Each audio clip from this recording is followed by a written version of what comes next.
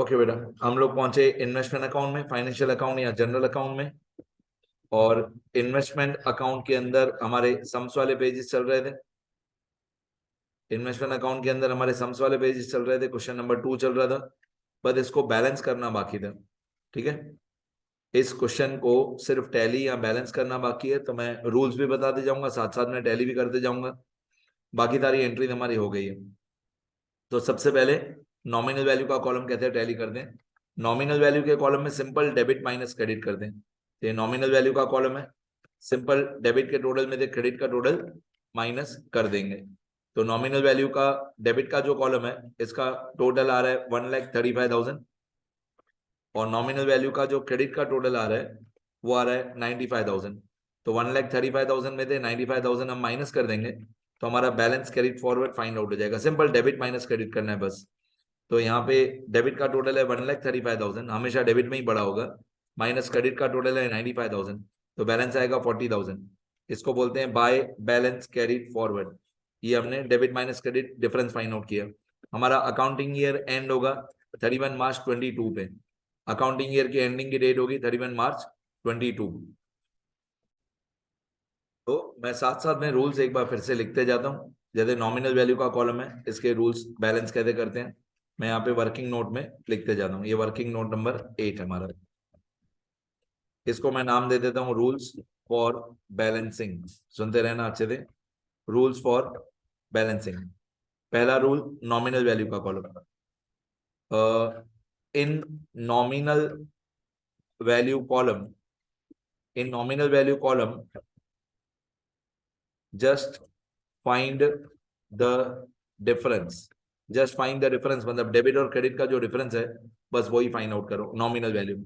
तो हमारा डिफरेंस आया बेटा, हमारा नॉमिनल वैल्यू के कॉलम में डिफरेंस आया ये वाला 40,000। अब इंटरेस्ट का कॉलम, इंटरेस्ट के कॉलम में क्या करते हैं, इंटरेस्ट के कॉलम में पहले यहाँ पे क्रेडिट साइड पे इंटरेस्ट अक्रूड आएगा, बाय इंटरेस्ट अक्रूड। ये इंटरेस्ट अक्रूड कब आता है कब नहीं आता है उसके भी रूल्स बता देता हूं मैं आपको। इंटरेस्ट अक्रूड कब आएगा और कब नहीं आएगा। तो ये इंटरेस्ट अक्रूड कब आता है, हमारा अकाउंटिंग ईयर का डेट है 31 मार्च, और इंटरेस्ट की जो डेट्स थी ना वो 30 जून और 31 दिसंबर थी। इंटरेस्ट की डेट थी 13 जून और 31 दिसंबर। तो हम लोगों को इंटरेस्ट अक्रू करना पड़ता है कब, जब अकाउंटिंग ईयर की डेट्स अलग हो और इंटरेस्ट की डेट्स अलग हो। जैसे अकाउंटिंग ईयर है 31 मार्च, तो इंटरेस्ट अक्रू भी होगा 31 मार्च। और इंटरेस्ट, लास्ट इंटरेस्ट जो हमको रिसीव हुआ होगा 31 मार्च से पहले, वो इंटरेस्ट हमको रिसीव हुआ होगा 31 दिसंबर 2021 पे। हमको जो इंटरेस्ट रिसीव हुआ होगा वो इंटरेस्ट रिसीव हुआ होगा हमको 31 दिसंबर 2021 पे। तो इंटरेस्ट हमको अक्रू करना पड़ेगा। ये रूल मैंने ओपनिंग बैलेंस में भी बताया था, वही मैं क्लोजिंग बैलेंस में भी बताता हूं कि इंटरेस्ट का कॉलम, इंटरेस्ट का कॉलम में क्या करेंगे, इंटरेस्ट के कॉलम में here here the dates of interest and the dates of accounting year are different. Dates of interest and dates of accounting year are different. So interest should be accrued on the opening balance, मैंने opening balance के time पे भी बताया था, as well as closing balance. Opening balance पे भी interest accrue करना चाहिए, क्लोजिंग बैलेंस पे भी इंटरेस्ट अक्रू करना चाहिए। तो मैं यहाँ पे लिखूंगा इंटरेस्ट अक्रूड ऑन 31 मार्च 2022। तो कितना इंटरेस्ट अक्रू होगा, कैसे कैलकुलेशन होगी वो सुनते रहो। इंटरेस्ट अक्रूड ऑन 31 मार्च 22। ये जो हमारा क्लोजिंग बैलेंस है 40,000, ये जो हमारा क्लोजिंग बैलेंस है 40,000, इस पे इंटरेस्ट अक्रू करेंगे। कितना परसेंट, 12%। ऊपर हेडिंग में लिखा हुआ है यहाँ पे 12% गुजरात गवर्नमेंट लोन। तो हम इंटरेस्ट अक्रू करेंगे इस 40,000 रुपीज पे 12%। 40,000 रुपीज पे 12%, 3 महीने का। 3 महीने का क्यों, क्योंकि 31 मार्च से पहले इंटरेस्ट कब मिला होगा, 31 दिसंबर पे मिला होगा। तो मैं यहाँ पे इंटरेस्ट अक्रूड निकालूंगा। क्लोजिंग बैलेंस है हमारा 40,000, 40,000 पे मल्टीप्लाई बाय 12/100, मल्टीप्लाई बाय 3 महीने का। क्यों 3 महीने का, 3/12, क्योंकि लास्ट जो हमको इंटरेस्ट रिसीव हुआ होगा वो हमको 31 दिसंबर पे रिसीव हुआ होगा, मतलब 31 मार्च से पहले, 31 मार्च से पहले हमको इंटरेस्ट मिला होगा 31 दिसंबर पे। ठीक है, तो 3 महीने का इंटरेस्ट हमको अक्रू करना पड़ेगा 31 दिसंबर से 31 मार्च तक। तो ये आएगा equal to 40,000 rupees multiply by 12 divide by 100 multiply by 3 divide by 12, तो ये आएगा 1200 रुपीज। 1200 रुपीज हमारा इंटरेस्ट अक्रू होगा और ये क्रेडिट साइड पे आएगा, क्रेडिट साइड पे इन्वेस्टमेंट अकाउंट के अंदर आएगा 1200, यहाँ पे बाय इंटरेस्ट अक्रूड के कॉलम में, इंटरेस्ट के कॉलम में, क्रेडिट साइड पे 1200, ये 1200 हम क्रेडिट कर देंगे।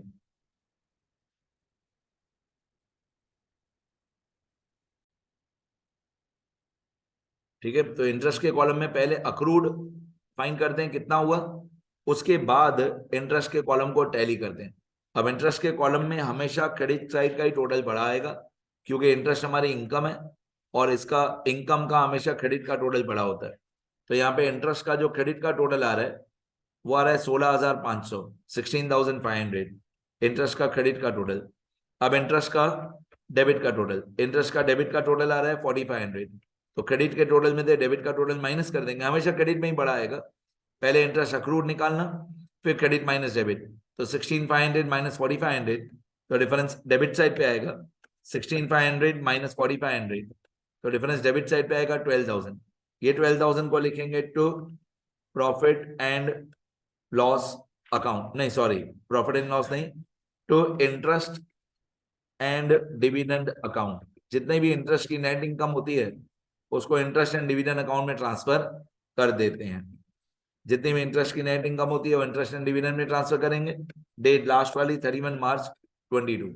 तो पहले ऐसे याद करो कि पहले इंटरेस्ट अक्रू करना है, पहले इंटरेस्ट अक्रू करना है, मतलब क्रेडिट साइड पे आएगा 1200 इंटरेस्ट अक्रूड, फिर क्रेडिट के टोटल में से डेबिट का टोटल माइनस किया, तो डिफरेंस आया 12,000। इस 12,000 को ट्रांसफर कर देना है इंटरेस्ट एंड डिविडेंड अकाउंट में। चलो अभी इसी तरीके से नॉमिनल वैल्यू, नॉमिनल वैल्यू को टैली करना और ज्यादा हार्ड होता है।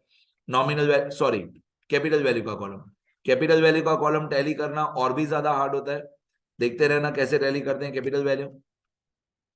वैसे तो डेबिट माइनस क्रेडिट तो नहीं करते हैं, इसमें बहुत देर लगेगी कैपिटल वैल्यू को टैली करने में। कैपिटल वैल्यू को टैली करने में ये आपको याद होगा यहाँ पे क्वेश्चन में लास्ट में लिखा हुआ था फीफो मेथड। अब फीफो मेथड क्या होता है मैं आपको समझाता हूँ। देखो हमारे पास, सुनना, अभी कैपिटल वैल्यू को टैली करना बहुत हार्ड है। एक रूल लिख दूं पहले मैं इंटरेस्ट के कॉलम का यहाँ पे लास्ट में, ये इंटरेस्ट के कॉलम का रूल लिख देता हूं। इंटरेस्ट के कॉलम में पहले इंटरेस्ट अक्रूड निकालते हैं, then the difference of interest column is transferred to interest and dividend account, then the difference is transferred to interest and dividend account. तो पहले इंटरेस्ट के कॉलम में इंटरेस्ट अक्रूड निकालते हैं, फिर जितना डिफरेंस है उसको इंटरेस्ट एंड डिविडेंड में ट्रांसफर करते हैं। इसके बाद आएगा हमारा कैपिटल वैल्यू कॉलम, और यही सबसे ज्यादा हार्ड होता है कैपिटल वैल्यू कॉलम को टैली करना। कैपिटल वैल्यू के कॉलम को कैसे टैली करते हैं, इसके लिए मेरे को सारा अकाउंट एक तरीके से आप बोल सकते हो फिर से बनाना पड़ेगा सारा अकाउंट। ये डेबिट साइड नॉमिनल वैल्यू का कॉलम, डेबिट साइड पे नॉमिनल वैल्यू का कॉलम, और क्रेडिट साइड पे नॉमिनल वैल्यू का column. Nominal value capital value, debit side nominal value capital value, और क्रेडिट साइड पे भी नॉमिनल वैल्यू कैपिटल वैल्यू। मेरे को एक तरीके से आप ऐसा बोल सकते हो फिर से सारा बनाना पड़ेगा। ये credit side nominal value capital value. अब मैं ऊपर क्वेश्चन में जाऊंगा और एक एक करके समझाता हूँ फीफो मेथड होता क्या है। देखो हमारे पास पहले 1 लाख की इन्वेस्टमेंट्स थी, फिर 25,000 की, फिर 10,000 की। 1 लाख और 25 और 10, तो टोटल 1,35,000 की, 1,35,000 की इन्वेस्टमेंट्स हमने खरीदी। ठीक है, अब उसमें से 40,000 और 55,000 की इन्वेस्टमेंट हमने बेच ली। अब हमारे काम की कौन सी अमाउंट है सुनते जाना। हमारे काम की एक अमाउंट है ये वाली 1 लाख और 25,000 और 10,000, ये मैं तीनों अमाउंट लिखता हूँ वर्किंग नोट में, फिर से जाके लिखना ही पड़ेगा नहीं तो समझ में नहीं आएगा आपको। 1 लाख और 25 और 10 नॉमिनल वैल्यू, 1 लाख और 25 और 10, डेबिट साइड पे एक 1 लाख है, एक 25,000 है और एक 10,000 है। तीन इन्वेस्टमेंट्स है। अब इन तीनों की मेरे को कैपिटल वैल्यू भी चाहिए, इन तीनों की कैपिटल वैल्यू। तो ये है 105, 23 और 9,800। 105, 23 और 9,800।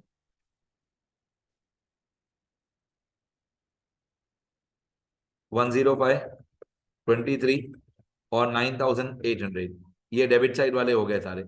अब क्रेडिट साइड, क्रेडिट साइड पे सिर्फ नॉमिनल वैल्यू ही चाहिए, कैपिटल वैल्यू नहीं चाहिए। क्रेडिट साइड पे एक 40,000 की इन्वेस्टमेंट है जो हमने बेच दी, और एक 55,000 की इन्वेस्टमेंट है जो हमने बेच दी।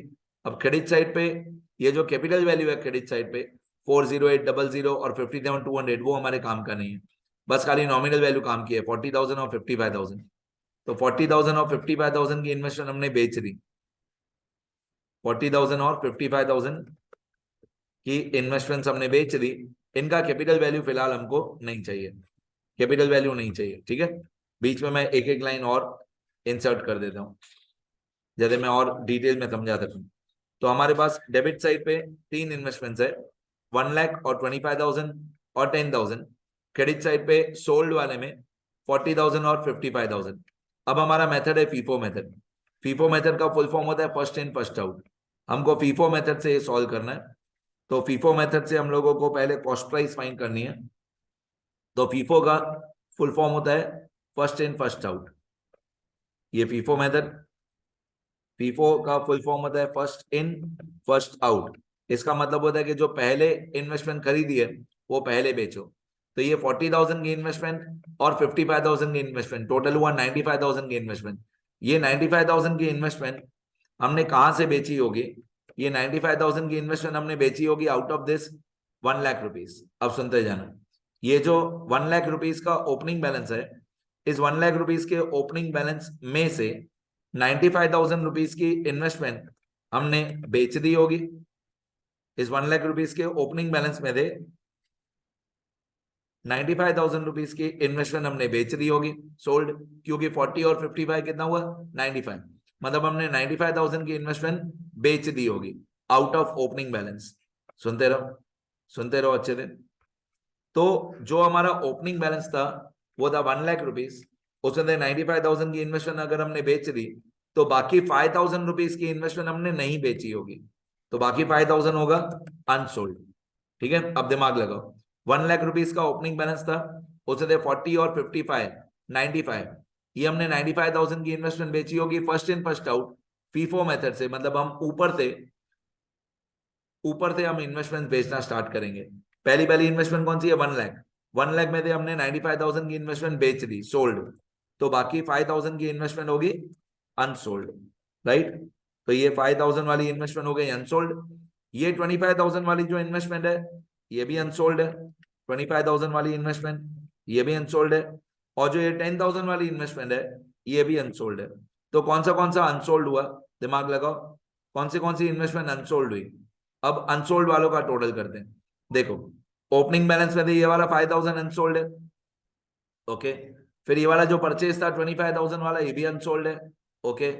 अब ये वाले जो 10,000 है सेकंड परचेज, ये भी अनसोल्ड है। अब जो सारे अनसोल्ड है उनका टोटल करो, 5,000 और 25,000 और 10,000। 5 और 25, 5 और 25 हुआ 30, 30 और 10 कितना हुआ? 40। अगर आपको याद हो तो हमारा क्लोजिंग बैलेंस जो था, नॉमिनल वैल्यू का क्लोजिंग बैलेंस, वो 40,000 ही था। 5 वाला अनसोल्ड है, 25 वाला अनसोल्ड है और 10, 5 और 25 हुआ 30, 30 और 10 हुआ 40। अब मैं आपको दिखाता हूं कि हमारा क्लोजिंग बैलेंस 40 था। ये देखो, हमारा क्लोजिंग बैलेंस जो था वो 40,000 ही था, क्लोजिंग बैलेंस। तो ये 40,000 जो क्लोजिंग बैलेंस है, इस 40,000 के अंदर कौन सी इन्वेस्टमेंट अनसोल्ड है, कौन सा बैलेंस कैरी फॉरवर्ड रह गया, वो हमको सीखना होता है। तो 1 लाख में से 95,000 का बेच दिया, बाकी 5,000 का बच गया। तो 1 लाख में से 5,000 का बच गया, 25,000 वाला पूरा का पूरा बच गया, 10,000 वाला भी पूरा का पूरा बच गया। तो अभी हम इसको क्रॉस मल्टीप्लाई करेंगे, देखते जाओ। अभी हम लोग इसको क्रॉस मल्टीप्लाई करेंगे, कैसे? 1 लाख रुपीज नॉमिनल वैल्यू, तो कैपिटल वैल्यू 1,05,000। अब हमारा मेन आंसर कि अगर नॉमिनल वैल्यू 1 लाख है तो उसकी कैपिटल वैल्यू है 1,05,000, राइट। नॉमिनल वैल्यू 1 लाख तो उसकी कैपिटल वैल्यू 1,05,000 है। इस 1 लाख वाली नॉमिनल वैल्यू में से 5000 वाला नॉमिनल वैल्यू इज अनसोल्ड, तो हम इसको क्रॉस मल्टीप्लाई करेंगे कि 1 लाख के सामने 1 लाख 5000, तो 5000 के सामने कितना, हम इसको क्रॉस मल्टीप्लाई करेंगे। 1 लाख के नॉमिनल वैल्यू 1 लाख, तो कैपिटल वैल्यू 1 लाख 5000। अगर नॉमिनल वैल्यू 1 लाख है तो कैपिटल वैल्यू 1 लाख 5000 है। अब अगर नॉमिनल वैल्यू 5000 होगा तो कैपिटल वैल्यू कितना होगा, हम इसको क्रॉस मल्टीप्लाई करेंगे। मतलब 5000 multiply by 1 lakh 5000 divided by 1 lakh, तो हमारा कैपिटल वैल्यू आ जाएगा 5250। ये कैपिटल वैल्यू आ गया हमारा 5250, किस में थे, ओपनिंग बैलेंस में थे। ओपनिंग बैलेंस में थे जो अनसोल्ड था, ओपनिंग बैलेंस टोटल 1 लाख था, टोटल ओपनिंग बैलेंस 1 लाख था, उसमें 95,000 सोल्ड था। 1 लाख में थे 95,000 वाला सोल्ड था। सोल्ड वाले की कैपिटल वैल्यू हमको नहीं चाहिए, हमको सोल्ड वाले की कैपिटल वैल्यू नहीं चाहिए, हमको अनसोल्ड वाले की कैपिटल वैल्यू चाहिए। ठीक है, तो 1 लाख में से 95,000 का बेच दिया, उसकी कैपिटल वैल्यू नहीं चाहिए। जो नहीं बेचा 5,000 वाला, उसकी कैपिटल वैल्यू चाहिए। तो अनसोल्ड वाले 5,000 की कैपिटल वैल्यू क्रॉस मल्टीप्लाई करके, मतलब 5,000 multiply by 1 lakh 5,000 divided by 1 lakh, तो हमारी कैपिटल वैल्यू आ रही है 5250। इस 5250 को बोलेंगे unsold investment out of opening balance, इसको बोलेंगे unsold investment out of opening balance. Okay, दूसरे जो दो थे, 25,000 वाला जो परचेज था, ये पूरा का पूरा अनसोल्ड है, तो ये 23,000 पूरा का पूरा बच गया। 23,000 ये पूरा का पूरा बच गया, ये पूरा का पूरा अनसोल्ड है 23,000। और ये जो 9800 है, ये 9800 भी पूरा का पूरा अनसोल्ड है। ये वाला 9800 ये भी पूरा का पूरा अनसोल्ड है। मतलब जो फर्स्ट परचेज था उसकी कैपिटल वैल्यू 23,000 पूरा अनसोल्ड है, जो सेकंड परचेज था 9800 वो भी पूरा अनसोल्ड है। तो कौन से अनसोल्ड है, एक 5250 बच गया, एक 23,000 बच गया और एक 9800 बच गया। इन तीनों को मिला के होता है 38,050। मतलब 38,050 रुपीस हमारा क्लोजिंग बैलेंस है कैपिटल वैल्यू कॉलम का। इसके अंदर तीन अमाउंट है, 5250 जितना ओपनिंग बैलेंस में से बच गया, 23,000 पूरा का पूरा जो फर्स्ट परचेज वाला था वो भी बच गया, और 9800 कैपिटल वैल्यू जो सेकंड वाला परचेज था वो वाला भी पूरा का पूरा बच गया। तो टोटल कैपिटल वैल्यू आया हमारा 38,050। ये 38,050 बैलेंस कैरी फॉरवर्ड के सामने आएगा और कैपिटल वैल्यू के कॉलम में आएगा। कैपिटल वैल्यू के कॉलम में बैलेंस कैरी फॉरवर्ड में ये वाला 38,050 आएगा। मतलब ये हमारा कैपिटल वैल्यू का क्लोजिंग बैलेंस है 38,050। इसको मैं कैपिटल वैल्यू के कॉलम में लिखूंगा, कैपिटल वैल्यू के कॉलम में लिखूंगा, बैलेंस सीएफ के सामने लिखूंगा 38,050। मैं एक बार फिर से बोल देता हूँ शॉर्ट में, सुनना, ये इस चैप्टर की सबसे टिपिकल पॉइंट होती है। 1 लाख रुपीस की इन्वेस्टमेंट में दे 95,000 की इन्वेस्टमेंट बेच दी। तो एक बार लास्ट टाइम ऊपर से बताता हूँ, ये जो 95,000 की इन्वेस्टमेंट हमने बेची होगी 40 और 55, ये 1 लाख में दे बेच दी। तो 1 लाख की इन्वेस्टमेंट में दे 1 लाख रुपीस की इन्वेस्टमेंट में दे 95,000 की इन्वेस्टमेंट सोल्ड हो गई, बाकी अनसोल्ड बची 5,000। तो मैंने क्रॉस मल्टीप्लाई किया कि 1 लाख का 1 लाख 5,000, तो 5,000 का कितना, वो आया 5250। और ये 23,000 की इन्वेस्टमेंट सारी अनसोल्ड है, और 9800 की इन्वेस्टमेंट वो भी सारी अनसोल्ड है। तो 5250 और 23,000 और 9800 तीनों को प्लस करके आया 38,050। अब मैं क्रेडिट के टोटल करूंगा, पहले क्रेडिट साइड कैपिटल वैल्यू। वैसे कैपिटल वैल्यू कोई भी साइड पे बड़ा हो सकता है, कैपिटल वैल्यू क्रेडिट साइड पे भी बड़ा हो सकता है, कैपिटल वैल्यू डेबिट साइड पे भी बड़ा हो सकता है। तो कैपिटल वैल्यू का क्रेडिट का टोटल आ रहा है 136050, ये क्रेडिट का टोटल आ रहा है, ये वाला 136050। अब डेबिट साइड का टोटल देखें, ठीक है, मैं फिर से बोलता हूँ, सुनना ध्यान से। नॉमिनल वैल्यू का जो कॉलम है, नॉमिनल वैल्यू के कॉलम में हमेशा डेबिट का टोटल ही बड़ा आएगा। इंटरेस्ट का जो कॉलम है, इंटरेस्ट के कॉलम में हमेशा क्रेडिट का टोटल ही बड़ा आएगा। लेकिन कैपिटल वैल्यू का जो कॉलम है उसमें कोई भी साइड पे बड़ा छोटा आ सकता है। जैसे कैपिटल वैल्यू में डेबिट साइड पे आ रहा है 137,800, क्रेडिट साइड पे 136,050। तो डिफरेंस डिफरेंस निकालें, डिफरेंस आएगा क्रेडिट साइड 137,800 माइनस 136,050, सही है, 137,800 माइनस 136,050, तो डिफरेंस आ रहा है 1750। ये जो डिफरेंस आया 1750, ये हम ट्रांसफर करते हैं प्रॉफिट एंड लॉस अकाउंट में, बाय पीएनएल अकाउंट या प्रॉफिट एंड लॉस अकाउंट पूरा नाम लिखते हैं। By profit and loss account, और डेट साल की एंड डेट 31 मार्च 2022, साल की आखिरी डेट। तो ये कैपिटल वैल्यू का कॉलम भी हमारा टैली हो गया और हमारा आंसर सारा खत्म हो गया। ठीक है, तो नॉमिनल वैल्यू में सिर्फ डेबिट माइनस क्रेडिट, जितना बचा उसको बोलेंगे बाय बैलेंस सीएफ। इंटरेस्ट के कॉलम में पहले इंटरेस्ट अक्रूड लिखो, फिर जितना डिफरेंस आया उसको लेके जाओ इंटरेस्ट एंड डिविडेंड में। कैपिटल वैल्यू के कॉलम में पहले ये 38050 फाइंड करना हार्ड है, फिर जितना डिफरेंस आया वो पीएनएल अकाउंट। ठीक है, तो रिपीट करते रहना बार बार ये वाला वीडियो लेक्चर बैलेंसिंग वाला, अच्छे से देखते रहना। ये क्वेश्चन नंबर 2 है, मैं पूरा स्क्रॉल कर देता हूं। देखो ये क्वेश्चन, यहां तक क्वेश्चन है और ये हमारा मेन आंसर। ये investment account, working notes, total 8 या 9 वर्किंग नोट बनते हैं हमेशा। ये एक स्टैंडर्ड क्वेश्चन है, मतलब ये क्वेश्चन ना बहुत इजी है ना बहुत हार्ड है, इस लेवल का ही एग्जाम में आता है। ये वर्किंग नोट नंबर 2, 3, 4, 5,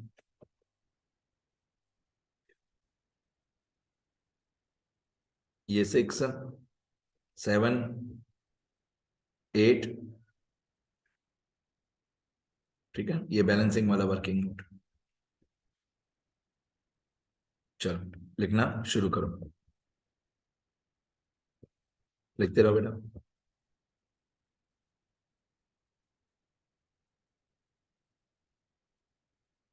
और कुछ भी सीखना हो तो ये मेरा नाम और नंबर है, इस पे व्हाट्सअप करना। लिखते रहो सब लोग।